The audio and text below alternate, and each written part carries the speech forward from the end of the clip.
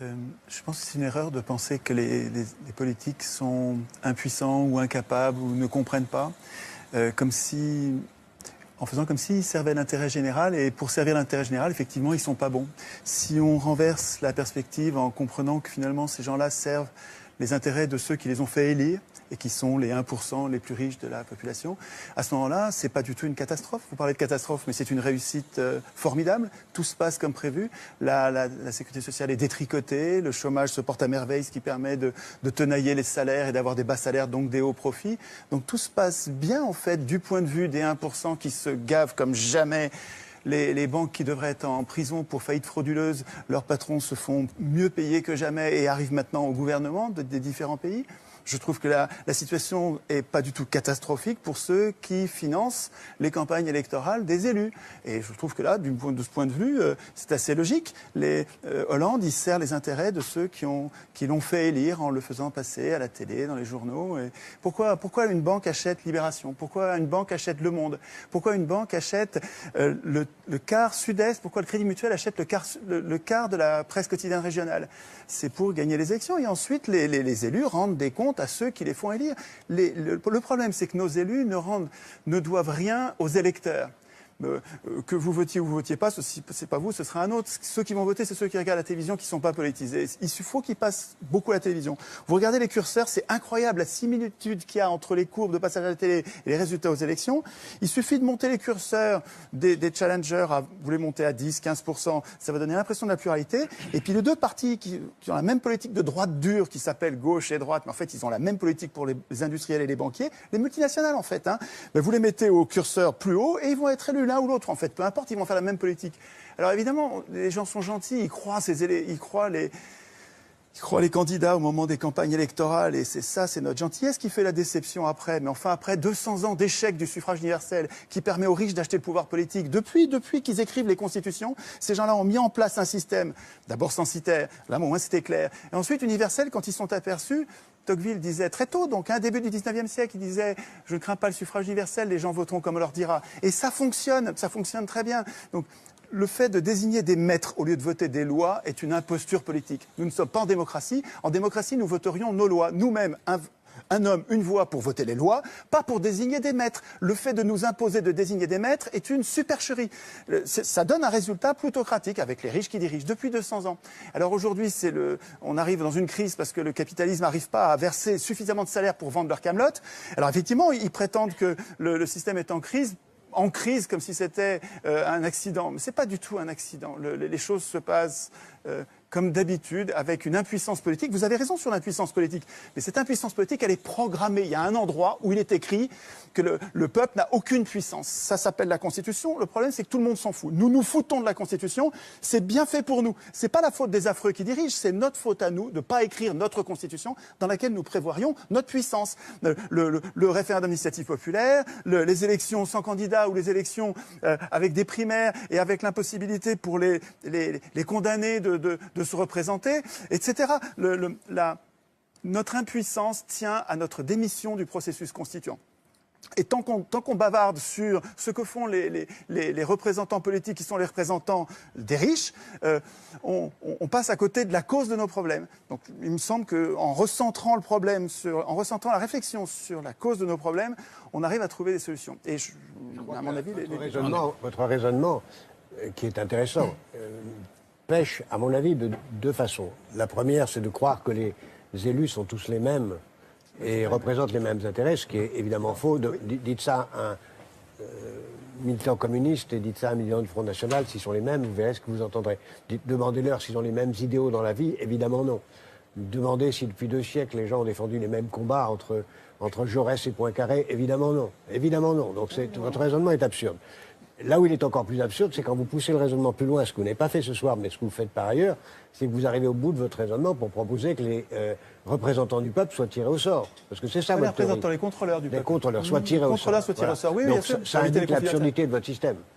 Si vous proposez que le président de la République soit tiré au sort toutes les semaines, ça montre le côté Elsa Popine de votre raisonnement. Non, le tirage au sort n'est pas celui des décideurs, il est des contrôleurs. Non, le tirage au sort, c'est un tirage au sort. Il y a pas. Alors là, on ne peut pas penser qu'il y a un manipulateur derrière le tirage au sort. Non, mais c'est à nous de décider qu'est-ce que nous allons tirer au sort. Et on va le faire pour éviter les conflits d'intérêts. On tire au sort ou on ne tire pas au sort? Est-ce que vous tirez au sort les élus du peuple? Oui, c'est ça votre raisonnement. Non, pas du tout. On n'est pas obligé de... C'est-à-dire que l'idée de l'élection permet de... l'élection désigne des maîtres parce qu'elle les désigne comme étant les meilleurs. Et ils se comportent ensuite comme des maîtres. Par définition, tout élu est un maître pour vous, d'où qu'il soit, quel qu'il vienne. Les maîtres aujourd'hui, manifestement... Par définition, non, votre raisonnement c'est tout élu est un maître ou tout maître est un élu? Comment est votre raisonnement? Dans quel sens? Non, c'est ni dans un sens... Si, forcément dans un sens ou dans un autre. Votre raisonnement, c'est dès qu'une personne est élue, elle devient un maître. Évidemment, puisqu'elle est élue pour gouverner. Non, dans le gouvernement représentatif actuel, les élus sont des maîtres. C'est eux qui évidemment, votent les puisqu'ils sont élus pour ça. Mais oui, mais voilà, mais c'est bien le problème. C'est la définition même du pouvoir représentatif. Non, mais les élus pourraient être désignés pour autre chose que voter les lois à notre place. Pour être élu, pour quoi faire? Sinon gouverner. Mais pour demander aux gens ce qu'ils veulent. La démocratie représentative. Oui, mais la démocratie représentative, c'est justement un oxymore intenable. La démocratie représentative est un oxymore. Poussons au bout votre une contradiction dans les termes qui rend impossible la seule chose la démocratie. qui convient, c'est le gouvernement d'un village par le village, ou alors au hasard, on tire au sort les gens qui gouvernent selon leur fantaisie toutes les semaines. Non, mais vous avez on peut parler sérieusement sur autre chose. Un gouvernement du village par le village. La proposition du revenu de base, alors, ou du salaire à vie, qui permettrait à chacun d'exercer l'activité qui lui semble la meilleure pour lui, pour ses proches et pour la société, en l'affranchissant des travaux forcés qui, pour l'instant, par le chantage à la misère, à la pauvreté, obligent les gens à faire des travaux qu'ils n'aiment pas, ou qui sont dangereux, ou qui sont juste ennuyeux. Et aujourd'hui, les gens sont condamnés aux travaux forcés par une espèce de chantage à la monnaie, à la misère. Et vous devez être d'accord avec cette idée du revenu de base qui permettrait aux gens de donner le meilleur. Le revenu de base, ça dépend à quel niveau on le fixe. Le revenu de base, ça existe. Un revenu suffisant pour ça existe depuis qu'on l'a fixé sous le nom de RMI. Ça existe. La seule question, c'est suffisant pour vivre. Voilà. Donc, c'est pas une question idéologique, c'est une question de montant. Alors, parlons montant. Voilà. Donc, il faudrait un revenu. Mais alors, le revenu de base, donc, ou le salaire à vie, permettrait de vivre dignement sans être obligé de travailler. C'est exactement le contraire. Le revenu de base, tel que vous le définissez là, c'est-à-dire, je vous garantis un revenu, vous êtes fonctionnaire de la société en général, ne pousse pas les gens à créer les conditions de se découvrir. Ça leur permet non, absolument pas. Regardez, c'est ce qui se passe avec la retraite, par exemple. Les retraités n'ont jamais été aussi actifs de leur vie et heureux. Enfin, ils sont libérés de l'emploi. Une société où tout le monde soit retraité. Ils sont libérés de l'emploi parce que justement l'emploi c'est de l'enfer. Absolument. C'est intéressant. Compte tenu du bonheur. C'est un modèle social intéressant. Mais réfléchissez-y. Ouvrez-vous à des choses nouvelles.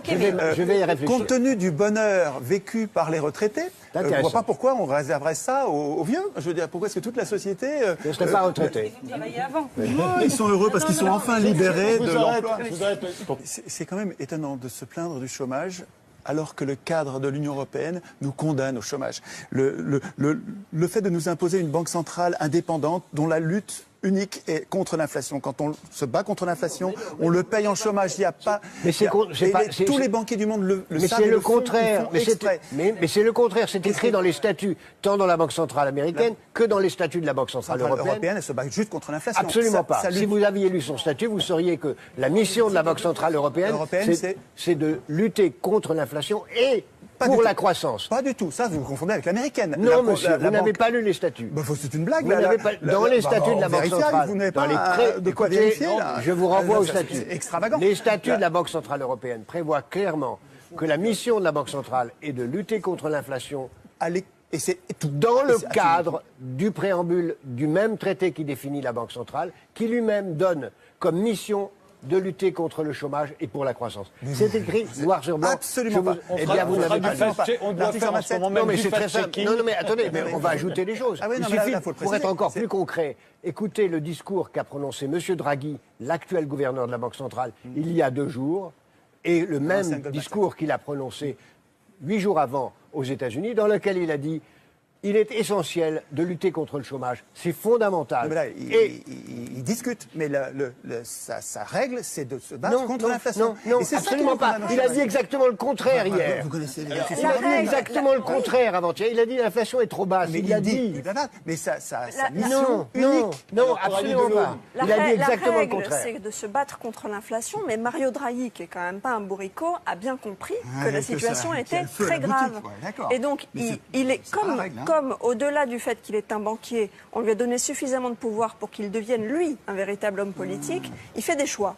Qui sont conformes au traité. Il fait des choix Absolument audacieux. d'accord. Mais à un moment donné, il va probablement se retrouver confronté à l'Allemagne, qui, elle aussi, a le désir de maîtriser son destin. C'est un des derniers pays qui a un peu, en Europe, auquel il reste une volonté de maîtriser son destin. Et ces deux-là, Merkel et Draghi, risquent à un moment ou à un autre de s'affronter. Eh bien, je vous donne rendez-vous dans centrale... 1 an, et dans 1 an, l'Allemagne sera ralliée. Dans 1 an, l'Allemagne sera ralliée à une position de Draghi et de l'Union européenne, qui est d'une position de croissance et d'aller vers beaucoup plus d'inflation. Évidemment, elle ira vers ça. Dans 1 an, elle ira vers ça. Parce que l'Allemagne a compris. Bah écoutez, moi je prends le rendez-vous. L'Allemagne a compris qu'elle était l'homme malade. Les chiffres qui vont sortir vont montrer que l'Allemagne va très mal, que sa croissance est très basse, qu'elle est très menacée. Et l'Allemagne va rejoindre le consensus entre la France, l'Italie et la Banque centrale en faveur de la croissance et de lutter contre une inflation trop basse. Mais voilà quelqu'un qui est optimiste, tout cas. Absolument. Jacques Attali. C'est-à-dire que les orages sont si terribles que la peur va faire prendre des bonnes décisions. Je suis pessimiste, oui, parce que je vois la guerre qui approche, mais ce que je vis dans les ateliers constituants, parce que les gens sont en train de prendre les problèmes à la racine et de reconstruire leur puissance politique. En écrivant une nouvelle constitution ? Nous nous entraînons à écrire, non pas la constitution, mais à écrire notre constitution, notre contrat social. Nous nous entraînons à instituer nous-mêmes notre puissance. On a compris qu'il fallait arrêter d'élire l'Assemblée constituante. Il ne faut plus que les constitutions soient écrites par les professionnels de la politique. Il faut que ce soit nous-mêmes qui écrivions les règles de contrôle des acteurs politiques. L'impuissance dont vous parliez tout à l'heure, Monsieur Gaucher, elle est écrite dans la Constitution parce que nous avons renoncé à l'écrire. Et ce que nous faisons, et on n'attend rien des élus, bien sûr, ce n'est pas eux qui vont nous aider, mais ce que nous faisons par éducation populaire, nous apprenons, nous nous entraînons à écrire nous-mêmes. Et ça donne un espoir important, un espoir